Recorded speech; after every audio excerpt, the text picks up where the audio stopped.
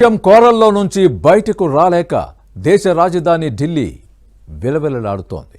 ఢిల్లీ వాయు కాలుష్యంపై సుప్రీం పదే పదే ఆగ్రహం వ్యక్తం చేస్తున్నప్పటికీ పరిస్థితిలో ఏమాత్రం మార్పు రావడం లేదు. హస్తిలను కాలుష్యం బారి నుంచి కాపాడడం సాధ్యం కాదా? ప్రతి ఏటా లక్షలాది మంది ప్రజలు అనారోగ్యం బారిన పడాల్సిందేనా? ఈ సమస్యకు పరిష్కారం దొరికేదెప్పుడు?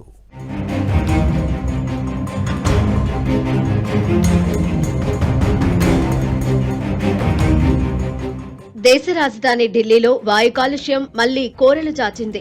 రికార్డు స్థాయిలో తారాస్థాయికి చేరింది. నగరంలో ఎప్పుడూ ఉండే కాలుష్య వాతావరణానికి శీతాకాలంలో కురిసే పొగమంచు తోడైంది. పొగమంచులో దుమ్ము ధూళి రేణువులు పేరుకుపోయి కాలుష్యం మరింతగా పెరిగిపోతోంది. గాలి నాణ్యత రోజు రోజుకు క్షీణించిపోవడం పట్ల తీవ్ర ఆందోళన వ్యక్తమవుతోంది. కొన్ని సంవత్సరాలుగా ప్రతి ఏడాది రాజధానిలో కాలుష్య సమస్య వస్తున్నప్పటికీ ప్రభుత్వాలు శాశ్వత పరిష్కారాన్ని చూపకపోవడం ఆందోళన కలిగిస్తోంది. ఫలితంగా సాధారణ ప్రజల ప్రాణాలు ప్రమాదంలో పడుతున్నాయి. ఢిల్లీ కాలుష్యంపై సుప్రీంకోర్టు మరోసారి ఆగ్రహం వ్యక్తం చేసింది.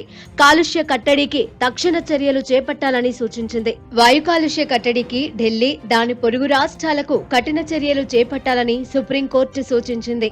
మరోవైపు ప్రభుత్వం ఎన్ని చర్యలు తీసుకుంటున్నప్పటికీ అవన్నీ కంటి తడుపు చర్యగానే మిగిలిపోతున్నాయన్న విమర్శలు వెల్లువెత్తుతున్నాయి.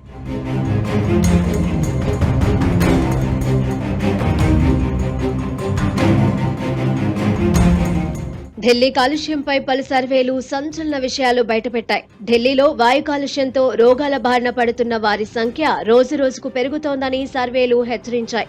గాలి కాలుష్యంతో ఢిల్లీలో నివసించే ప్రతి కుటుంబంలో ఒకరు అనారోగ్యం బారిన పడుతున్నట్లు నివేదికలు స్పష్టం చేశాయి. వాస్తవానికి ఎయిర్ క్వాలిటీ ఇండెక్స్ లో నమోదు చేసే వాయు కాలుష్యం కంటే కూడా ఢిల్లీలో ఎక్కువగా కాలుష్యం నమోదవుతున్నట్లు నివేదికలు స్పష్టం చేశాయి.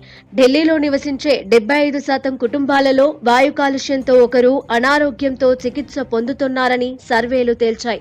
కాలుష్యం ఘాటు వల్ల అత్యధిక మంది తలనొప్పి, గొంతు నొప్పి, దగ్గు, శ్వాసకోశ వ్యాధులతో ఆసుపత్రుల్లో చేరుతున్నట్లు సర్వేలు తెలిపాయి.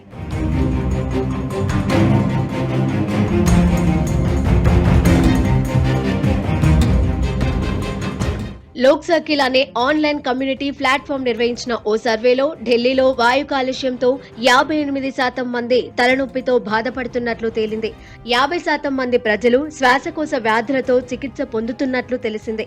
ఢిల్లీ, నోయిడా, ఫరీదాబాద్, ఘజియాబాద్లలో దాదాపు 21,000 మంది నివాసితులను సర్వే చేయగా వారిలో 63% మంది పురుషులు, 37% మంది మహిళలు వ్యాధుల బారిన పడినట్లు గుర్తించారు. నిజానికి ఢిల్లీలో వాయు కాలుష్యం ఇప్పటి సమస్య కాదు. ఏళ్లుగా కొనసాగుతూ వస్తున్న ఈ సమస్యకు ప్రభుత్వాలు మాత్రం చెక్ పెట్టలేకపోతున్నాయి. శాశ్వత నివారణ చర్యలు తీసుకోలేకపోతున్నాయి.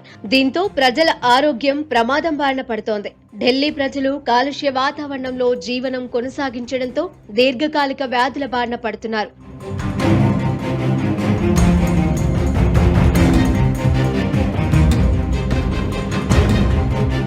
ఇకపోతే వాయు కాలుష్యంపై ఢిల్లీ ప్రజల్లోని చైతన్యంపై కూడా చర్చలు నడుస్తున్నాయి. దీపావళికి ముందే ఢిల్లీలో వాయు కాలుష్యం తీవ్ర స్థాయిలో ఉంది. అటువంటి సమయంలో దీపావళి టపాసులు, మందుగుండు సామాన్లు కాల్చొద్దన్న సుప్రీం ఢిల్లీ ప్రభుత్వ సూచనలను అధిక శాతం మంది ప్రజలు పాటించలేదు. దీపావళికి ఢిల్లీ ప్రజలు భారీ స్థాయిలో టపాసులు కాల్చారు. దీంతో అప్పటికే ప్రమాదకర స్థితిలో ఉన్న ఢిల్లీ వాయు కాలుష్యం దీపావళి పండుగ తర్వాత మరింత ప్రమాదకర స్థాయికి చేరుకుంది. వాయు కాలుష్యాన్ని తగ్గించేందుకు వాటర్ కెనాల్, వెహికల్స్ ని ఉపయోగించి నీటి ద్వారా కాలుష్యాన్ని నివారించేందుకు అధికారులు ప్రయత్నించినప్పటికీ పెద్దగా ఫలితం కనిపించలేదు. ఈ నేపథ్యంలో ప్రజలు కూడా వాయు కాలుష్యం పట్ల అప్రమత్తంగా ఉండాలని, స్వీయ జాగ్రత్తలు తీసుకోవాలని నిపుణులు అంటున్నారు. అటు ఏళ్లుగా పట్టి పీడిస్తున్న సమస్యకు ప్రభుత్వాలు చెక్ పెట్టలేకపోవడంపై తీవ్ర విమర్శలు వినిపిస్తున్నాయి. కాలుష్యం పెరిగిన తర్వాత నివారణ చర్యలకు పూనుకోవడం తప్ప ఆ పరిస్థితి రాకుండా ఏం చేయాలన్న దానిపై ప్రభుత్వాలు దృష్టి ఎందుకు సారించడం లేదన్న ప్రశ్నలు వినిపిస్తున్నాయి. లక్షలాది మంది ప్రజల ప్రాణాలు ప్రమాదంలో పడేసే హక్కు ప్రభుత్వాలకు ఎవరిచ్చారంటూ పౌర హక్కుల సంఘం నేతలు నిలదీస్తున్నారు.